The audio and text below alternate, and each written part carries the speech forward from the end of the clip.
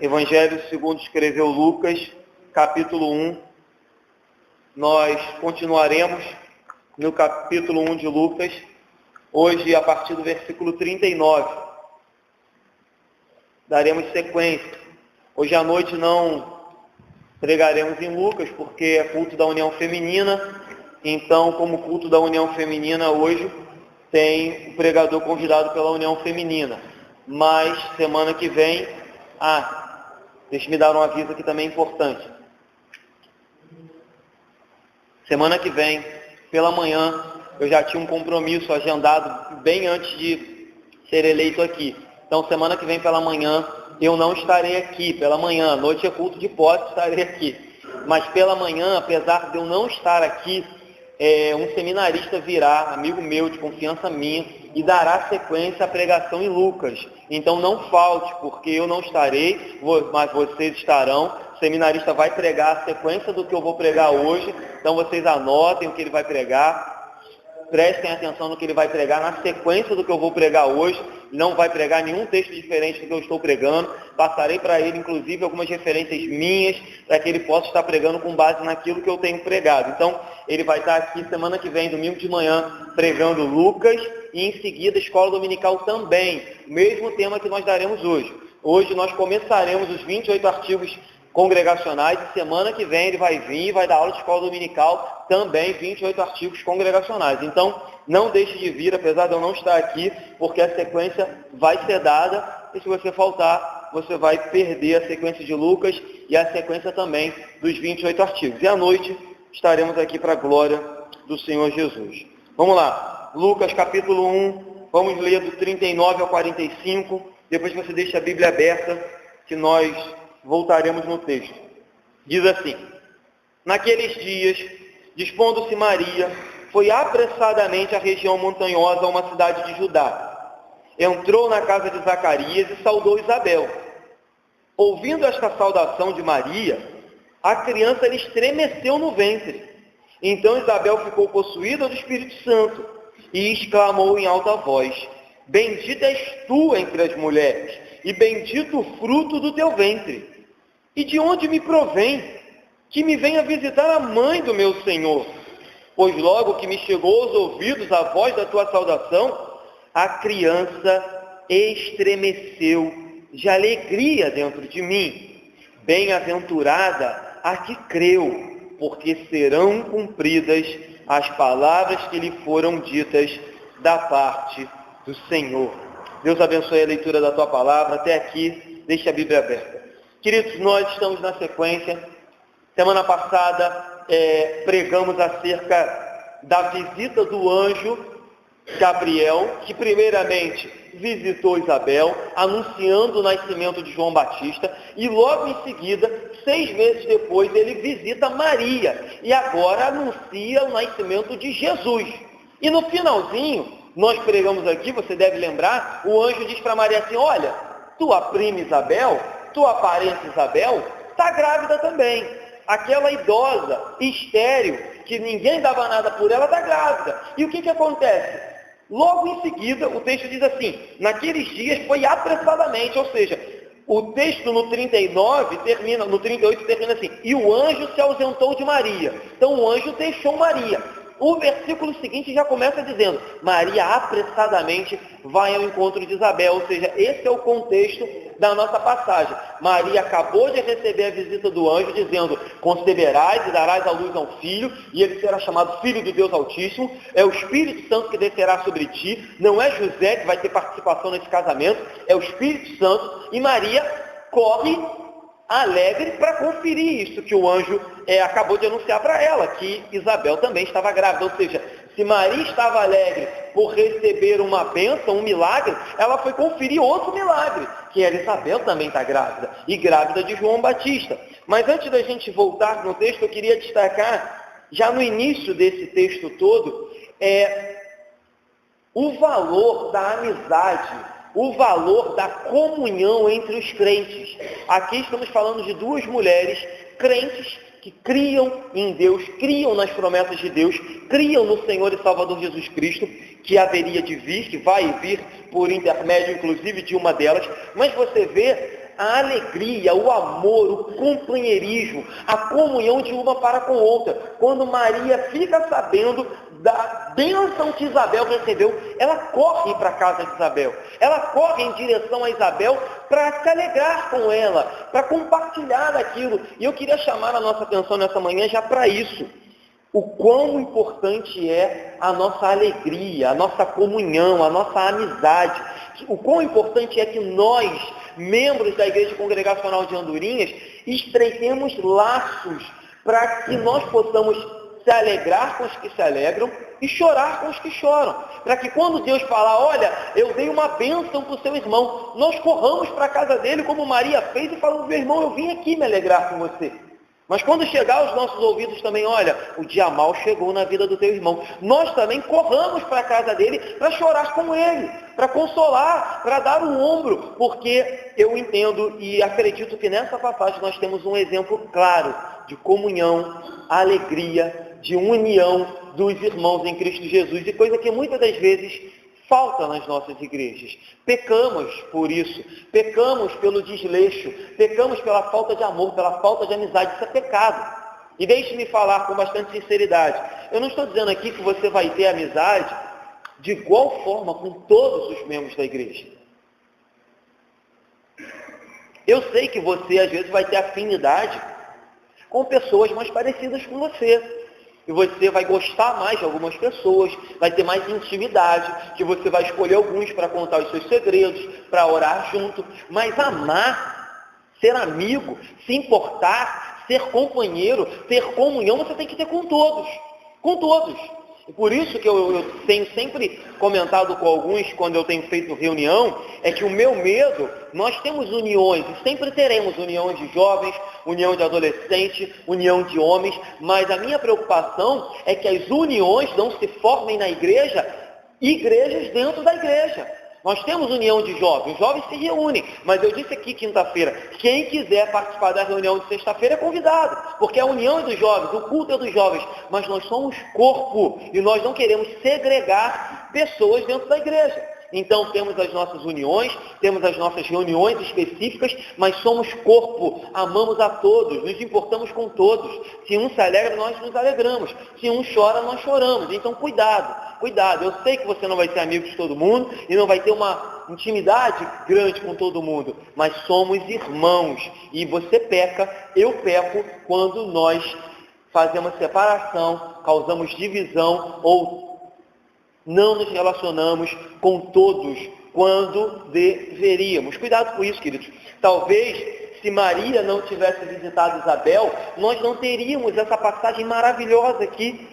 Nós não teríamos esses versos tão ricos. Talvez se Maria não tivesse visitado Isabel, Isabel não teria ficado cheia do Espírito Santo. E não teria dito, bendita és tu entre as mulheres, bendito é o fruto do vosso ventre. Talvez isso não teria acontecido, mas aconteceu porque a comunhão faz com que a presença de Deus se manifeste. Talvez você está na sua casa, eu não estou dizendo que Deus não vai se manifestar na sua casa sozinho, mas é muito melhor quando tem 2, 3 irmãos, quando aparece um grupo e nós louvamos, oramos juntos, elevamos as nossas vozes em clamor e compartilhamos.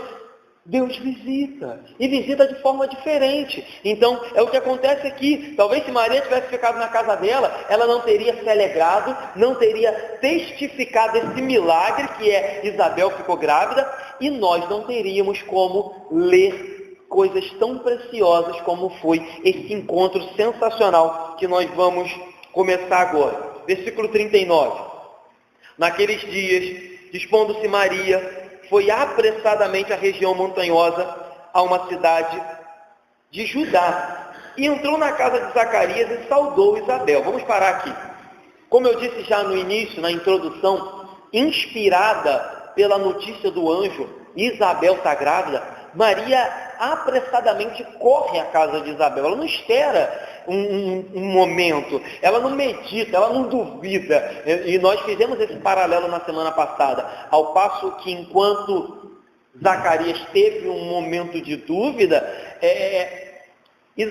Maria não tem nenhum momento de dúvida. Ela crê piamente no que o anjo fala, não só quanto a ela, que ela conceberia ainda virgem, mas ela crê na não na promessa, mas na revelação do anjo. Quando o anjo diz, Isabel está grávida, ela poderia ter perguntado como Zacarias, como isso? Isabel é velha. Zacarias é velho, Isabel é estéril. Como que o Senhor pode estar dizendo para mim agora que ela está grávida? Maria não pondera, ela escuta, guarda no coração, e quando o anjo vai embora, ela parte para a casa de Isabel para confirmar aquilo que o anjo tinha dito.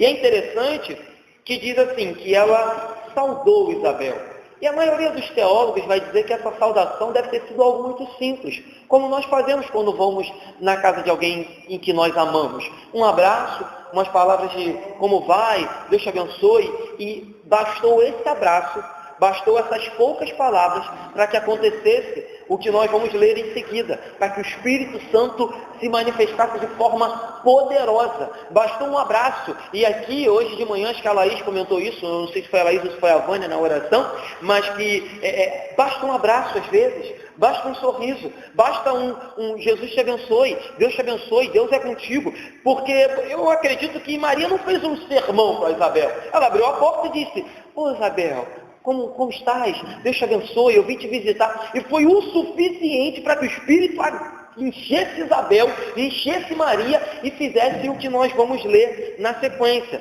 Mas, voltando ao tema ainda, comunhão, nós vemos aqui um exemplo claro de comunhão. E eu queria dizer o seguinte, a tristeza, quando ela é guardada, quando ela é escondida, quando ela é ocultada, ela se multiplica. Então, toda vez que você estiver triste, que você estiver mal, que você estiver com problema e você guardar isso para você, a probabilidade dela se multiplicar é muito grande, porque você guardou isso para você e não compartilhou com seus irmãos, não entregou os pés da cruz. Mas, ao contrário, a alegria, quando compartilhada, ela se multiplica. A tristeza se multiplica quando guardada, mas a alegria se multiplica quando compartilhada. Então, queridos, não tenha vergonha de compartilhar as suas alegrias. Não tenha vergonha de testemunhar as suas bênçãos que Deus tem te dado. Não tenha vergonha de contar para o próximo o que Deus tem feito na sua vida. Eu creio que talvez Deus tenha feito muito mais do que nós contamos. Deus tenha feito muito mais do que nós reconhecemos. Deus tenha feito muito mais do que nós testemunhamos. É que às vezes nós caímos num grave erro de achar que só devemos dar testemunho de milagres, de curas. Mas a verdade é, queridos, todo dia Deus faz milagres nas nossas vidas. Todos os dias é um motivo de dar testemunho. Todos os dias é um motivo de profetizar acerca do que Deus tem feito. Todos os dias é dias de contar a todos aqueles que chegam até nós o quanto Deus é bom para conosco, sabe? E às vezes nós murmuramos, guardamos, retemos, mas a verdade é, Deus tem sido bom todos os dias. Então, conte as suas alegrias, conte o que Deus tem feito, compartilhe o que Deus tem feito, que talvez a bênção que Deus tem te dado vai servir de alegria, de ânimo, de conforto, de disposição para o seu irmão que talvez estava desanimado, talvez estava caído, e ao mesmo tempo, quando estiver triste, nos procure. Eis-me aqui, pronto para ouvir os seus problemas, para que a gente ore e que Deus dê solução. Então, cuidado, não guarde os problemas, porque eles se multiplicam, mas não guarde as alegrias, porque elas se multiplicam quando você compartilha com os irmãos. A sua alegria vai virar a alegria do irmão, vai virar a alegria de outro, e daqui a pouco todos nós estaremos alegres com a sua vitória. Então, guarde isso. 41 e 42, vamos ver o que acontece com essa simples visita e com essa simples saudação. Talvez você fale, eu vou visitar o irmão ali, quem sou eu? Minha visita não vai nem fazer diferença. Vamos ver o que acontece quando o Espírito Santo entra nessas visitas. Ouvindo esta saudação de Maria, a criança lhe estremeceu no ventre. Então, Isabel ficou possuída do Espírito Santo e exclamou em alta voz, bendita és tu entre as mulheres, e bendito o fruto do seu ventre. Queridos, você entende o que eu estou falando? Você percebeu como uma visita simples, como uma visita comum, cotidiana, rotineira, uma visita básica, onde Isabel deva ter falado Maria deva ter falado meia dúzia de palavras para Isabel. Tudo muda, porque quando o Espírito Santo está conosco, tudo muda. A verdade é que quando o Espírito se faz presente, nada é simples. Quando o Espírito Santo está com a gente, nada é uma simples reunião. Ah, é uma simples reunião de oração. Se o Espírito Santo se faz presente, não é uma simples reunião de oração. A terceira pessoa da Trindade está aqui. Ah, é uma escola dominical. Se o Espírito Santo se faz presente, eu creio nisso, não é uma simples escola dominical. É um culto de louvor e adoração e o Espírito Santo está aqui. Ah, é uma visita só que eu vou fazer na casa do irmão. Não é, queridos.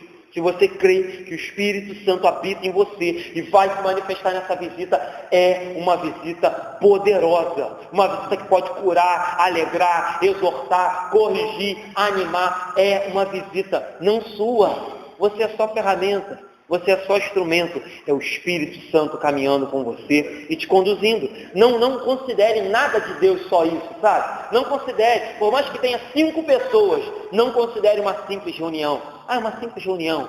Ah, é um cultinho. Não existe cultinho quando o Espírito Santo está presente. É culto de louvor e adoração. Independente de quantos tenham, independente de quanto tempo eu vou pregar, independente de quantos louvores, tem todos os instrumentos, ou se é só no gogó, é culto de louvor e adoração, porque o Espírito Santo se faz presente.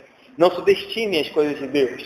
Não subestime. Ele é poderoso para fazer uma simples visita se transformar num avivamento, num derramar do Espírito Santo. É isso que acontece. Mas eu quero chamar a atenção para algumas coisas. Quem aqui já foi mãe, até quem não foi mãe, né? Sabe que com 6 meses já é comum uma criança mexer no ventre. É comum a criança chutar, se movimentar. Mas você percebe que essa mexida aqui não foi uma mexida comum, porque a própria Isabel, inspirada pelo Espírito Santo, interpreta que essa mexida da criança ainda não nascida se dava porque ela reconheceu a criança, gente, não nascida, identificou que aquela mulher que estava em pé diante de Isabel era Maria, mãe do Senhor Jesus Cristo. E não só isso, que o Senhor Jesus já estava no ventre de Maria. Você percebe que coisa sobrenatural? Você percebe como que isso é milagroso, como que isso é poderoso? A criança, com aproximadamente 6 meses, mexe no ventre. Normal, qualquer criança com 6 meses mexe. Mas essa criança não mexeu por mexer.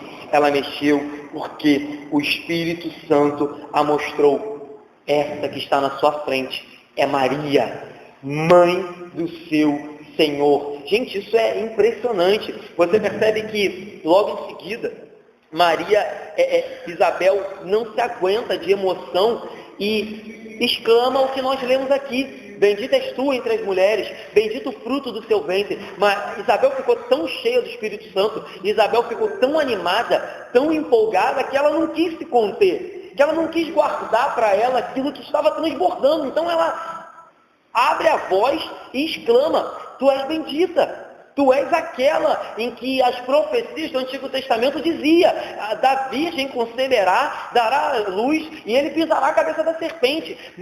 Isabel não queria guardar isso para si, ela começa a louvar. Então você percebe que o coração dela estava cheio de amor, de alegria, empolgada. E de novo, uma simples visita pode fazer isso com um irmão nosso, com um colega nosso, com um parente nosso, aquele que está precisando às vezes de uma visita, de um abraço, de um sorriso, de poucas palavras como: Jesus te abençoe, meu irmão, Deus é contigo. Pode fazer isso. Isabel ficou cheia do Espírito.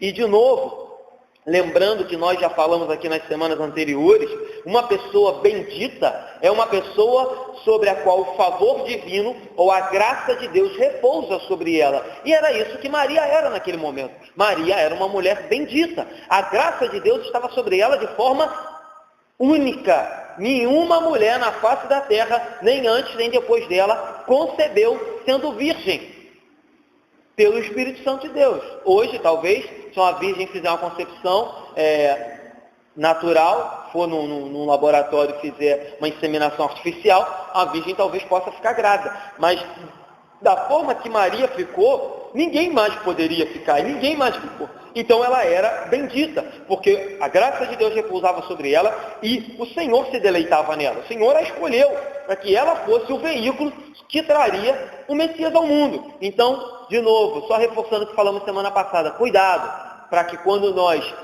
rejeitemos a idolatria a Maria, nós não caiamos no oposto contrário, que é menosprezar a pessoa de Maria, que é blasfemar, ou blasfemar não, porque blasfema só se faz contra o Espírito Santo, mas maldizer a pessoa de Maria, entendeu? Minimizar a pessoa de Maria, não. Nós temos um equilíbrio. Não a adoramos, não a idolatramos, não oramos por ela, não oramos para ela, não pedimos nada a ela, mas reconhecemos que em toda a face da terra não existiu uma mulher tão agraciada como essa mulher, Maria, mãe do Filho de Deus. Então, queridos, para terminar esse texto e passar para o seguinte, a comunhão nossa e a comunhão de Maria e Isabel é um excelente meio de graça. O que é um meio de graça? Deixa-me falar de alguns pontos teológicos aqui. A graça todos nós conhecemos, é o favor imerecido de Deus. É o favor de Deus em vir ao homem nos salvar, nos abençoar. Mas nós, na teologia, separamos a graça, não que ela seja separada, é uma só, mas nós conseguimos identificar alguns momentos da graça ou algumas particularidades da graça. E a teologia, para facilitar, estabeleceu alguns meios de graça. E o que é isso, Anderson? É um meio que Deus usa para nos conferir ou para nos dar graça. Então, quais são os meios que Deus usa para te dar graça no seu dia a dia? O meio mais conhecido é leitura da palavra de Deus. É um meio de graça. Eu leio a Bíblia, eu ouço a Bíblia sendo pregada e ela é um meio em que a graça desce do céu e me enche, me alcança. Oração, um outro meio de graça. Eu dobro meu joelho, oro, falo com Deus. É um meio em que Deus usa oração para me dar graça. Frequência nos cultos, comunhão entre os irmãos, é um meio de graça. Por isso que eu disse que comunhão, independente de ser só na igreja, fora da igreja, também é um meio de graça. Deus usa a minha vida, usa a sua vida, para que nós sejamos canais, meios de graça na vida uns dos outros. Então, não subestime a comunhão, não subestime a amizade, não subestime o ajuntamento do povo de Deus, porque Deus usa a comunhão como um meio de graça. Você será cheio da graça, você receberá graça quando lê a Bíblia, quando ora, quando vem à igreja, quando participa dos sacramentos, que é batismo e ceia do Senhor, mas um meio poderoso de graça também é a união, a amizade, o companheirismo dos irmãos em Cristo Jesus. Então, cuidado, talvez se você não tem essa, você esteja deixando de usufruir de um meio de graça que Deus quer usar para te conceder graça, mas você não tem usado, porque você não tem usado da comunhão, da amizade, do companheirismo dos crentes para crescer em graça e em conhecimento. Cuidado, o conhecimento ou a comunhão é um excelente meio de graça. Guarde isso. Meio de graça é o meio que Deus usa para nos dar graça, para nos conceder graça, e a comunhão é uma delas. Versículo 43.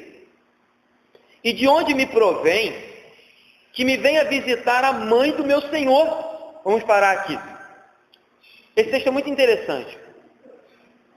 Isabel acabou de fazer uma declaração: bendita és tu entre as mulheres, bendito é o fruto do teu ventre, e ela dá sequência na sua declaração. Só que a sequência dela é curiosa, porque ela diz assim, na linguagem de hoje, que moral eu tenho, quem sou eu, que privilégio eu tenho para receber. Aí ela não fala minha prima Maria, ou a minha irmã Maria, ela fala a mãe do meu Senhor. E a pergunta que vem é, como que Isabel sabia que Maria era mãe do seu Senhor? Ou mais, como que Isabel sabia? Gente, o Espírito Santo é sensacional. Como que Isabel sabia que Maria, aquela mulher que só se colocou de frente dela e falou, ô Pai seja contigo, boa tarde, boa noite, como que ela entendeu que ali no ventre de Maria estava o Senhor Jesus? Aí, claro, a primeira resposta é o Espírito Santo a revelou, mas houve uma junção do Espírito Santo, que ela estava cheia do Espírito, com o movimento do próprio João Batista, porque quando João estremece no ventre, nós vamos ler mais na frente, O Espírito Santo revela a Maria que aquela mexida, que aquela tremida do versículo 41, que diz assim, ó, e estremeceu a criança no ventre, do 41, não foi uma tremida qualquer. Naquele momento o Espírito revela para Maria, olha, essa estremecida que o seu bebê deu, é porque diante de ti está Maria, a mãe do Messias. Gente, isso é mistério, isso é maravilhoso, isso é graça, isso é milagre, isso é algo que a minha teologia, os meus estudos, os seus estudos não podemos entender, não podemos explicar detalhadamente como que Deus faz essas coisas, mas faz. Porque Ele é soberano, Ele revela o oculto, o escondido, Ele traz à nossa memória aquilo que nós não lembrávamos, Ele traz à verdade aquilo que estava escondido, porque Ele é soberano. Então, gente, é de assustar entender que uma criança não nascida estremeceu em reconhecimento que Jesus estava diante dele. Você consegue entender como isso é grande? Uma criança recém-nascida reconheceu Jesus, que não tinha nem um mês ainda. Nem um mês. Porque João Batista nasce 6 meses antes de Isabel.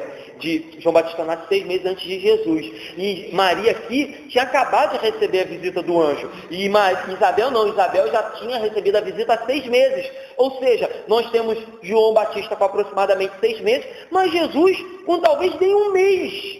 Nem um mês. E guarde isso que eu estou falando, que na frente eu vou fazer uma aplicação. Jesus não tinha nenhum mês. Guarde isso na memória, eu vou falar no final. Aí eu quero chamar a tua atenção para uma pergunta, já adiantando um pouco do assunto. Se uma criança, ou se uma criança não, se um feto com menos de um mês já era chamado de o meu Senhor, o que nós podemos dizer de Jesus hoje? O que nós podemos imaginar de Jesus hoje?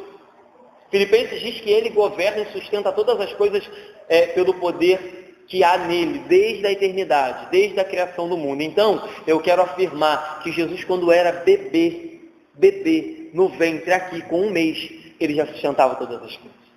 Então, se ele, com um mês, ou menos ainda, tinha poder para sustentar todas as coisas, e foi chamado por Isabel de Senhor, quanto mais nós hoje, que sabemos que ele cresceu, viveu entre nós, padeceu, morreu, ressuscitou e está sentado à destra de Deus, no trono e governa todas as coisas.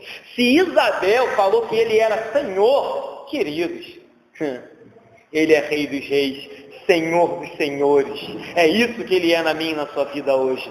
É impressionante. Então, eu acredito que essa declaração de Isabel, de tão poderosa, e de tão bela, e de tão misteriosa, ela pode ser colocada em pé de igualdade com a declaração de Pedro. Jesus fala para Pedro, vocês vão lembrar, Pedro, quem dizem que eu sou? Aí Pedro diz, Senhor, uns dizem uma coisa, outros dizem que tu é Elias, outros dizem que tu é um dos profetas, outros dizem que tu é João Batista que ressuscitou, que João Batista já havia morrido, se não me engano, nessa pergunta que Jesus faz.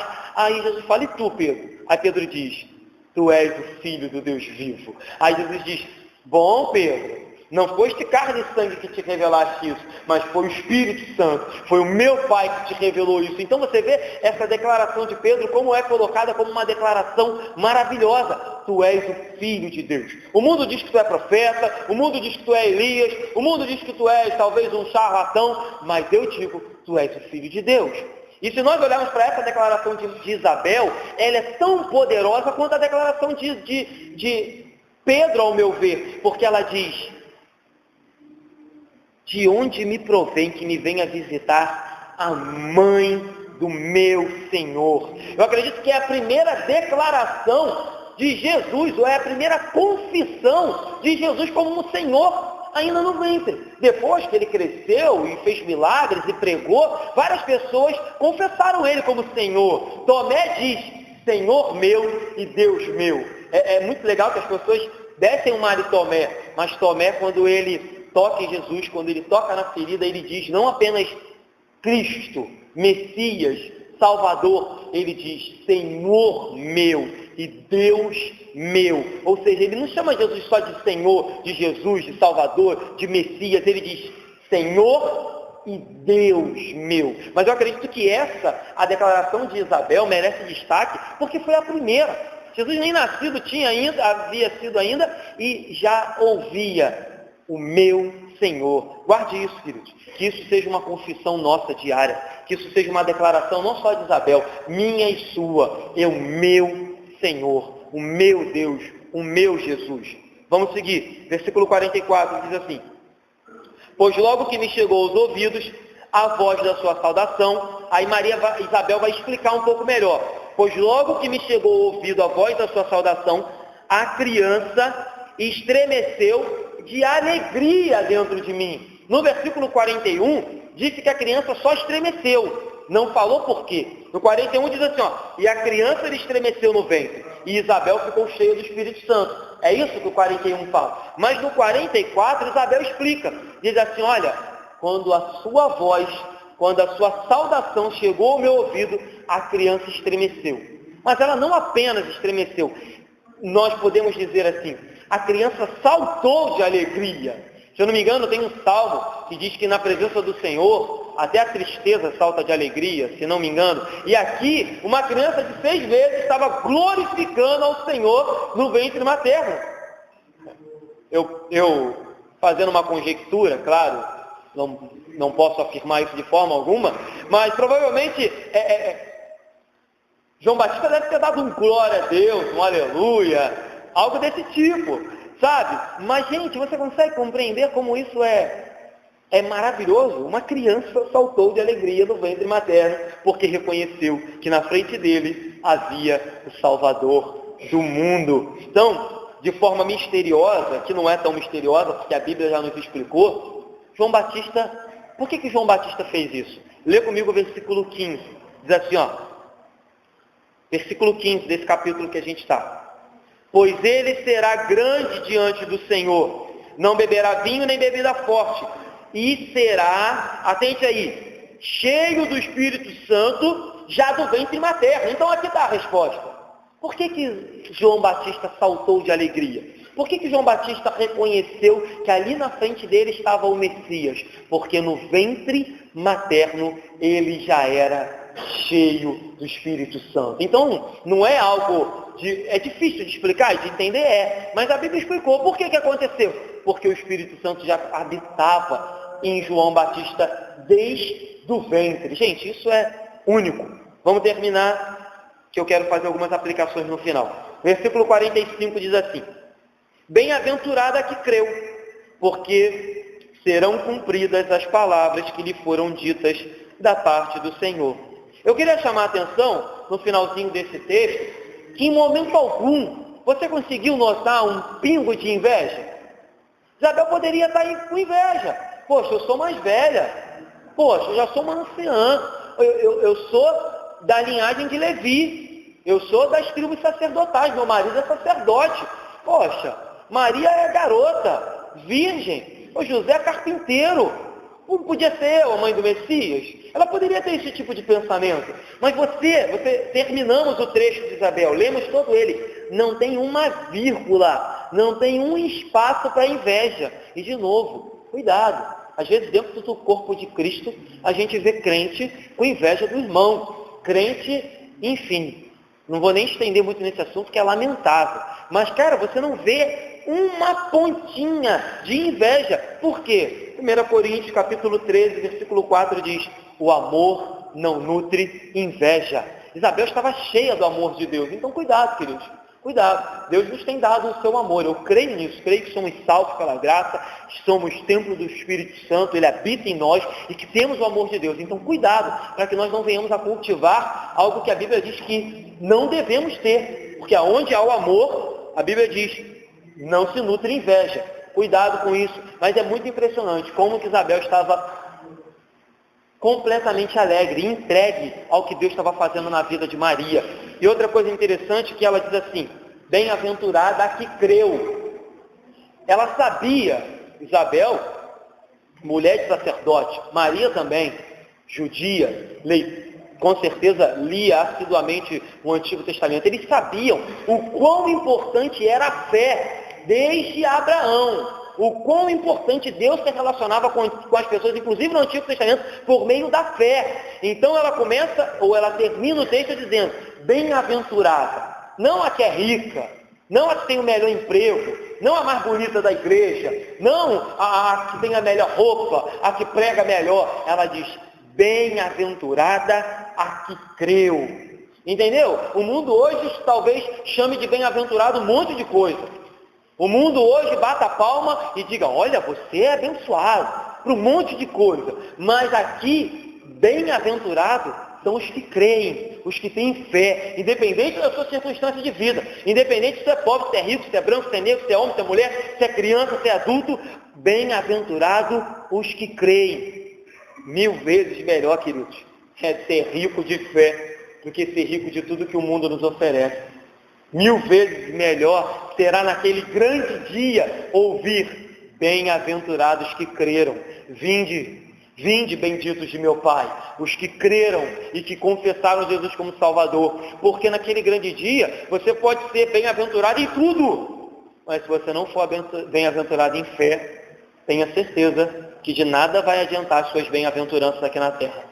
Pode ter milhões de seguidores no Facebook ou no Twitter, de nada vai adiantar ser bem-aventurado aqui e não ser bem-aventurado na fé. Então, por isso, queridos, não descansemos. Se talvez hoje você nos visita, ou se por algum motivo ainda hoje você não tem certeza da tua fé salvadora, não experimentou a fé salvadora, a fé não apenas que nos faz religiosos, mas a fé que nos transforma, que nos muda, que faz com que renunciemos o pecado, que neguemos a nossa carne, que digamos não a este mundo. Essa é a fé verdadeira, essa é a fé salvadora. Então, se até hoje você não experimentou a fé salvadora, queridos, não descanse. Não descanse enquanto você não tiver certeza dessa fé que muda um pecador. Não muda, dá vida a um pecador que estava morto. Faz nascer de novo um pecador que estava morto. Amém, queridos? Naquele dia, o valor real, talvez hoje as pessoas não deem tanto valor à nossa fé, à nossa vida de fé. Mas naquele grande dia, o real valor de uma vida de fé vai ser visto. E ai daqueles que não viveram naquele grande dia uma vida de fé no Senhor Jesus Cristo. Amém? Queridos, a gente encerra a exposição desse texto aqui. Guarde isso. Busque sempre ter uma fé salvadora. Busque sempre a comunhão entre os irmãos. E busque sempre ter um amor, como Isabel teve por Maria, que não nutre inveja. Busque sempre reconhecer que Jesus é o seu Senhor, como uma criança reconheceu no ventre. Mas eu queria fazer agora algumas aplicações com base nesse texto também acerca de crianças. Nós estamos diante do capítulo 1 de Lucas e em menos de 40 versículos nós já tratamos da profecia ou do anúncio do nascimento de 2 crianças. E você vê que Deus tem um relacionamento muito especial com essas 2 crianças, João Batista e Jesus. Deus tem um plano especial muito grande. E isso, a primeira coisa que me traz à memória e que me traz ao coração ao olhar essa passagem é ver que Deus ainda nutre, ou que Deus ainda tem amor, e que Deus ainda tem zelo, e que Deus ainda tem interesse pela raça humana. Porque o simples fato de crianças nascerem ainda hoje é um favor divino, é um amor de Deus, é a misericórdia de Deus, é sinal de que Deus ainda está trabalhando no meio da raça humana. E você vê, Deus poderia, eu falei isso aqui na aula passada, ou na pregação passada quando eu falei de Jesus, Deus poderia ter feito um homem já grande, ou escolhido um homem já grande e falado, ó, você vai ser o João Batista, você vai ser o Jesus. Não, Deus escolheu que eles nascessem da forma normal, natural, na forma que toda mulher dá à luz a uma criança. Então você vê a importância de um nascimento, da concepção, a importância de um relacionamento, a importância de uma família, a importância de um homem e uma mulher, porque se não for homem e mulher não dá para ter criança, para conceber uma criança. O quanto isso é importante para Deus, porque Ele não abriu mão. Ele escolheu mandar João Batista e Jesus ao mundo por meio de 2 mulheres, por meio do ventre materno. Essa é a primeira coisa que eu queria chamar a atenção. Segunda coisa que eu queria chamar a atenção. Antes de nascer, Deus já tem um relacionamento com os nossos filhos. Eu digo nosso porque eu já creio pela fé que Deus já sabe quais serão os meus, quando virão e quem serão. Creio com base, inclusive, nesse texto. Então, antes de nascer, antes de eu e a Ilana pegarmos no colo ou sonharmos no filho que teremos, eu creio piamente que Deus já o conhece, já tem relacionamento com ele, já sabe quem vai ser. Tudo Deus já sabe, com base nesse texto. Nós estamos, como eu disse, no Evangelho, tratando de duas crianças já no início. E você vê que Deus escolheu a família de João Batista, o nome de João Batista, a missão de João Batista, quem ele seria, o que ele faria. Então eu creio na eleição dos nossos filhos, como foi na de João Batista e na de Jesus. Jesus a mesma coisa. Deus escolheu sua família, quem seria, quando nasceria, aonde nasceria. Deus escolheu tudo isso. E você vê, isso não é um problema para mim e não deve ser um problema para você. Talvez você pense assim, pastor, eu acho que Deus escolheu só a missão de João Batista. Mas, querido, haveria condições de Deus escolher a missão de João Batista sem que Deus escolhesse João Batista para ser salvo? Como que o precursor, como que o anunciador do Messias seria o anunciador do Messias se ele não tivesse sido salvo, crente, alguém que cresce nas promessas do Senhor? Então, com base nesse texto, eu creio na nossa, ou no relacionamento especial que Deus tem com os nossos filhos. Segundo ponto que eu queria citar aqui, ainda dentro desse ponto, que Deus tem um relacionamento com os nossos filhos, é o seguinte: já no ventre materno, crianças são consideradas pessoas para Deus. Você entende isso? Ele diz assim: tu terás um filho, o Zacarias, e o nome dele, Deus já dá nome, o nome dele vai ser João Batista. Aí ele visita Maria e diz: tu terás um filho, e o nome dele será Jesus. Aí a gente caminha um pouco e chega nesse texto e diz que a criança no ventre era cheia do Espírito. Então só pode ser uma pessoa para ser cheia do Espírito.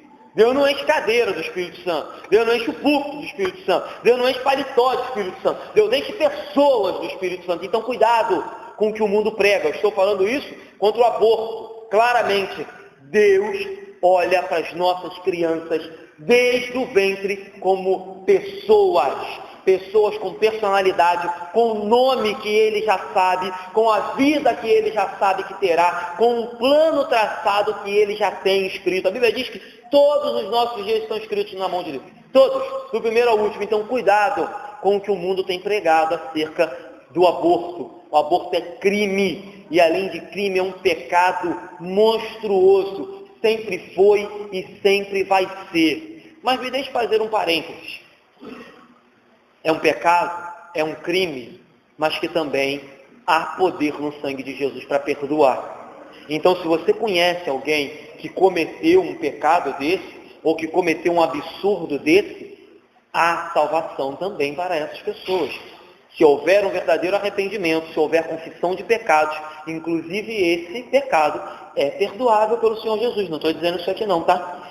Não devemos condenar essas pessoas, encerrar elas, toma seu diploma de condenado aqui porque você fez um aborto. É absurdo, devemos nos levantar contra, mas Deus tem poder para transformar, inclusive uma mulher ou um homem, que mulher não aborta sozinha, tem sempre a participação do covarde homem que participa junto, então Deus tem poder para perdoá-los também. Mas com base nisso, queridos, afirme, ateste, não ceda. Deus se relaciona com os nossos filhos ainda no ventre, ou antes de você tê-los, como pessoas dignas de serem protegidas, amadas e cuidadas. Os filhos são bênçãos do Senhor, e isso todos nós sabemos. Apesar de alguns, às vezes, darem problema, darem dor de cabeça, mas são bênçãos, sempre serão, e no final das contas, Deus trata com eles. Deus cuida com eles. Nós somos, de novo, só dispenseiros. Falei isso aqui na quinta-feira. Pais, vocês são apenas cuidadores, dispenseiros. Vocês vão até um ponto. Depois é Deus que trata. Então, queridos, O cristianismo resgatou esse valor das crianças. No Antigo Testamento as crianças eram protegidas, mas as crianças não tinham muito valor no Antigo Testamento. E no mundo pagão, no mundo ímpio, as crianças eram inclusive sacrificadas e oferecidas aos ídolos. Então o Antigo Testamento vem, e tem uma lei no Antigo Testamento que diz inclusive o seguinte: se numa briga um homem feriu uma mulher grávida e ela perdeu o bebê, este homem será morto. Ou seja, desde o Antigo Testamento, o peso de uma criança no ventre tem o mesmo peso de um ser humano adulto que causou a morte. Então, se nós vivêssemos hoje na lei do Antigo Testamento, as pessoas que cometem um aborto deveriam pagar com o quê? Com a vida. É isso que diz no Antigo Testamento. Com a vida que pagavam as pessoas que numa briga ferissem uma mulher e ela perdesse um filho. Então, cuidado. Deus sempre tratou as crianças com zelo, com amor e com cuidado. Ele escolheu mandar o seu filho vir ao mundo por meio de uma criança. Não ceda ao que o mundo diz. Segundo ponto, desde a eternidade, já falei um pouco disso, Deus escolheu e planejou a vida dos nossos filhos, de João Batista, de Jesus, e eu creio piamente nisso. Porém, entretanto, todavia, terceiro ponto, o fato de Deus conhecer os nossos filhos antes de nós os termos, o fato de Deus saber e ter já planejado uma vida para os nossos filhos, não exime a responsabilidade dos pais. Então eu estou dizendo, Deus é soberano na vida do meu e do seu filho. Deus é soberano, é Ele que manda, é Ele que governa, é Ele que traça a vida do meu e do seu filho. Contudo, entretanto, todavia, isso não tira a responsabilidade dos pais. Como isso, Anderson? Versículo 15, nós lemos aqui ainda agora. A Bíblia diz assim: Zacarias, ele será grande e cheio do Espírito Santo. Versículo 15. Será grande diante do Senhor, não beberá vinho, nem bebida forte, e será cheio do Espírito Santo. Então vamos lá. Ser grande diante do Senhor era papel de quem? De Deus. Ser cheio do Espírito Santo era função de quem? De Deus. Mas não beber vinho, não beber bebida forte, ser, entre aspas, um nazireu, que era isso que o anjo estava falando para Zacarias, ser um menino separado, instruído na lei do Senhor, conhecedor do Antigo Testamento, não beber vinho, cabia a quem ensinar? Zacarias e Isabel. Então Deus é soberano com os seus filhos, mas a responsabilidade também é sua, de criá-lo nos caminhos do Senhor, afastá-lo do mal, ensinar as doutrinas, ensinar a Bíblia, trazer para a igreja, ensinar a se afastar do mal e ter uma vida santa, é responsabilidade dos pais. Então uma coisa não anula a outra. Responsabilidade dos pais, soberania de Deus, está aqui. Ele vai ser grande, vai ser cheio do Espírito, Deus vai fazer isso, mas ele não pode beber bebida forte. Ele tem que ser separado, ele tem que ser diferente. Responsabilidade dos pais. Então, pais, vocês têm responsabilidade na criação dos seus filhos. Contudo, entretanto, todavia, depois que vocês fizerem tudo, criarem da melhor maneira possível, ainda assim, somente Deus, somente Ele pode converter o coração dos seus filhos. Somente Ele pode fazer com que o meu e os seus filhos venham a crer no Senhor Jesus. Você pode dar a melhor criação, ensinar toda a Bíblia, trazer todos os dias para a igreja. Ainda assim, no final de tudo, você vai ter que dobrar o seu joelho e falar: Senhor, abre os olhos do meu filho. Senhor, quebra o coração do meu filho. Senhor, revela Jesus a ele, porque eu fiz a minha parte. E agora, Senhor, eu creio que só o Senhor pode fazer isso. Revelar o Espírito Santo ao meu filho, coisa que pai nenhum pode fazer. Então, não esqueça disso. Deus é soberano, mas você tem sua responsabilidade. Quarto ponto. Deus pode tudo, né, gente? Deus pode regenerar os nossos filhos no ventre materno. A gente está muito acostumado, né, com as pessoas entrarem na igreja, levantarem a mão, confessarem a Jesus, e a gente falou, opa, aquela pessoa foi regenerada naquele dia. Fulano foi salvo naquele dia. Mas, queridos, com base nessa passagem, eu creio que Deus pode regenerar, dar nova vida a crianças ainda no ventre materno. Foi o que aconteceu com João Batista. Você acha que João não era salvo? Você acha que João não era regenerado? Você acha que João não era um crente, já cheio do Espírito Santo no ventre? Então, às vezes, por exemplo, a Ilana nasceu na igreja, e constantemente eu já a ouvi comentar isso, que ela não tem uma data definida para o seu novo nascimento. Eu tenho uma data mais ou menos, o dia em que eu estava na rua fazendo uma besteira e Deus me encontrou. Mas a Ilana não tem. E pode ser, não posso afirmar, mas pode ser que talvez o fato da Ilana não ter uma data definida para o seu novo nascimento seja uma pista ou um indício de que ela, como nasceu na igreja, filha de pais crentes, tenha sido regenerada no ventre materno. E não saiba quando foi o novo nascimento dela, porque talvez ela tenha sido regenerada no ventre. Então, com base nessa passagem, eu creio, e vários teólogos creem assim comigo, que Deus pode regenerar crianças ainda no ventre. Então, ore constantemente, inclusive por aquelas que estão grávidas, porque Deus pode regenerar crianças no ventre materno. Outra coisa que eu ia falar acerca do novo nascimento, é muito legal, porque assim, você não produziu o seu nascimento carnal, você não chegou para sua mãe, para seu pai e falou assim, quero nascer. Eu brinco até com a minha mãe até hoje, e falo assim, eu não pedi para nascer, vocês fizeram, estou aqui, agora cuida. Então assim, você não teve participação nenhuma no seu nascimento carnal. E você também não tem participação nenhuma no seu nascimento espiritual. Então, assim, você não sabe o dia que você nasceu. Você não lembra. Você só sabe que nasceu porque está vivo. Nasci, porque estou vivo. Então, você só sabe que nasceu de novo como? Pelos frutos. Olhe para a sua vida. Você está vivo? É sinal que um dia sua mãe deu a luz a você. Olhe para a sua vida, tem frutos do Evangelho, tem frutos de transformação, tem frutos de arrependimento, é sinal de que um dia você nasceu de novo pelo Espírito Santo. Se não tem, cuidado, você pode não ter nascido ainda de novo, o novo nascimento de Cristo Jesus. Então, é básico, você não tem participação no nascimento materno, não tem participação no nascimento do Espírito Santo. Você não lembra de quando você nasceu. Se você não lembra de quando você nasceu na igreja, não tem problema também, desde que você tenha frutos e que nós possamos olhar para a sua vida e dizer, está vivo, porque eu vejo nele frutos do Evangelho. Quinto ponto, já estou caminhando para o final. Devemos entregar os nossos filhos a Deus. E isso é muito comum, né? Alguns crentes presbiterianos, os reformados, Lutero, batizavam as crianças, os presbiterianos batizam. Nós apresentamos. Nós, congregacionais, só apresentamos criança no Brasil. Congregacionais do mundo inteiro batizam. No Brasil, a gente apresenta. Mas a verdade é que todo pai quer, você está batizando, você está apresentando, que ele quer entregar o filho dele a Deus. Não importa se é com água, se é levantando, enfim, quer entregar. Mas é muito fácil você conversar com o pai e ele falar assim, não, eu entreguei meu filho a Deus. Mas entregou mesmo, queridos? Sabe por que eu estou falando isso? Entregar. Pense na mãe de João Batista e na mãe de Jesus. Elas ouviram assim, olha, esse menino será grande. Elas tiveram um anjo na presença delas. Falaram, ele vai fazer isso, ele vai fazer aquilo, ele vai ser o precursor, o outro vai ser Messias, Salvador do mundo. E de repente, elas entregam os seus filhos ao Senhor e falam, tá bom, Senhor, eis aqui, faça o que o Senhor quiser com eles, são teus. João Batista tem a sua cabeça num prato. E Jesus morre na cruz do Calvário por mim e por você.